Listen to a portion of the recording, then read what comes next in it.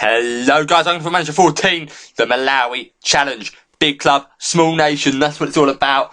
And if you joined in last time, you see we finished the league in third place, and I have had some changes to make. A lot of legends have left, and I found myself having to replace the legends. And I don't know why I'm on Julio Cesar, the second Julio Cesar Football Manager page. I have no idea. But I'm going to show you the players I've signed. The first player that have left, I'd say, that was a legend, Walter Samuel. I've had to replace Walter Samuel, and I decided to replace that boy with the legend, the Football Manager beast. Is it not going to show me? One with the name I can't spell.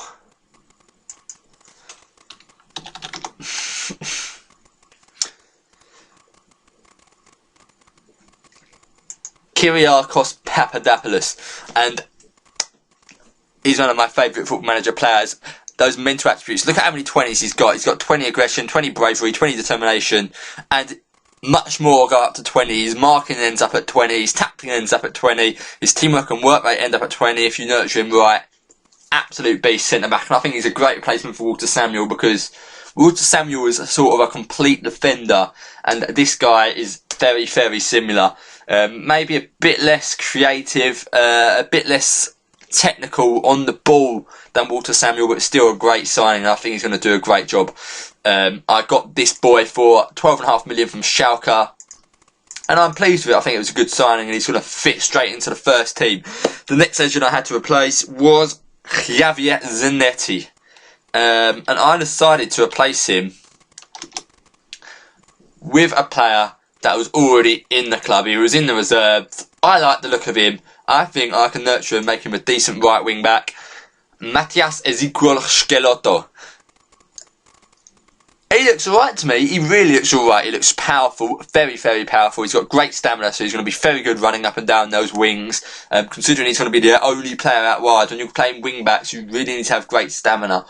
Technically, he could do with quite a bit of work, I'd say, but mental and physical attributes are on point. They're world class. Just really need to work on those technical attributes, but I think that can be done.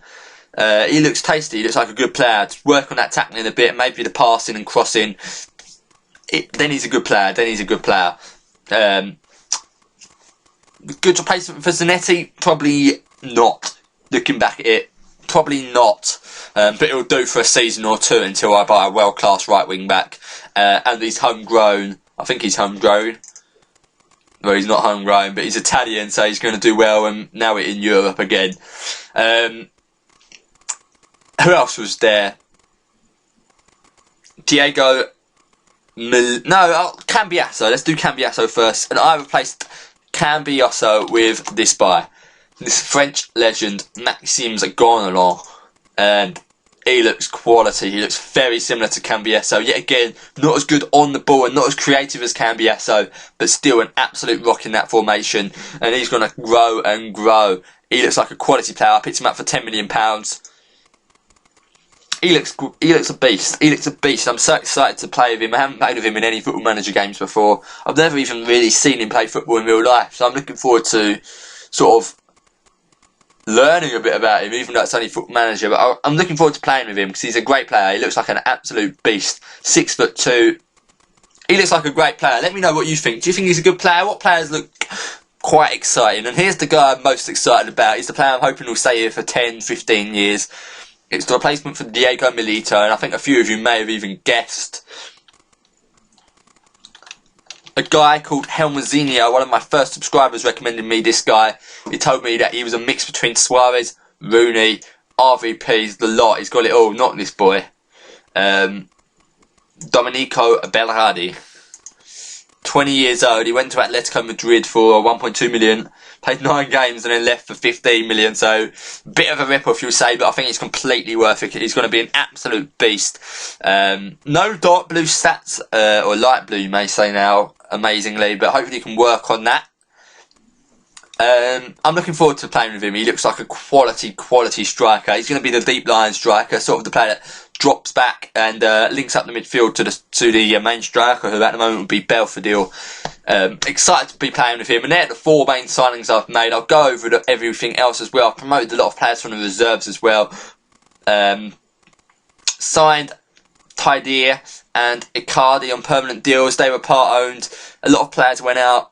Got rid of all the deadwood. Nakatomo, Kuzmanovic, Cambiasso really upset me actually. Cambiasso left, and I didn't sign him on because he was asking for something like 70k a week. Then he leaves and then he joins River for 14k a week. Really is a kick in the balls, but you know, you've got to move on. I would have kept him for that. I would have paid 40k a week for him because he is a legend. It's a sort of a glitch on Football Manager, but then again I guess it's not, because players are going to hold their own. They're going to try and get as much as they can, and in that situation it failed, and he ended up losing out. So we've lost the captain and the vice captain. But let me go through the players really quickly. Let me go through our first team. This is the starting lineup. I think I'll go for most games. Berardi, I showed you him. He'll be up front. Belfodil is really coming into his own. African Football of the Year in the game. And also he scored 16 goals last season. He wasn't the top scorer, but he was one of them. And he looks really, really tasty at the moment. He's my poacher, my furthest forward man. Kovacic really growing as well. Look at him, he looks outstanding. I'm thinking about in a few years' time switching to a 4-5-1 tiki-taka style. Kovacic would be key, but I think for the moment I'm going to stick with this 5-3-2 sort of style formation. Guarin as well is really coming into his own, but his stamina's dropping a bit. I might look at replacing him. He's not really a player I enjoy playing with. I don't know why, because he looks sick, but I just don't enjoy playing with him. He's a good player though. Gonalons, I showed you Gonalon. Pirea, Alvaro looks absolutely quality. Skeletto, I showed you him. Monocchia, not really looking that great. He's a bit slow for my liking. The acceleration is far too low, but the strength is good. Marking is also a bit low. I want him to sort of be leader at the moment, but he's not.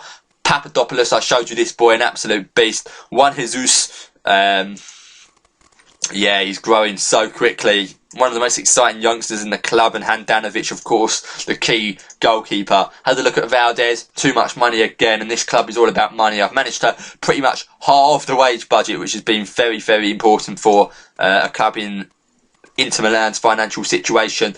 Promoted a lot of players from the youth system. Lorenzo Christeg is coming through. He's going to be our backup half-back. Joe Lobby, I want to play left wing-back. He looks quite tasty. And also, I promoted... Oh, actually, that was it.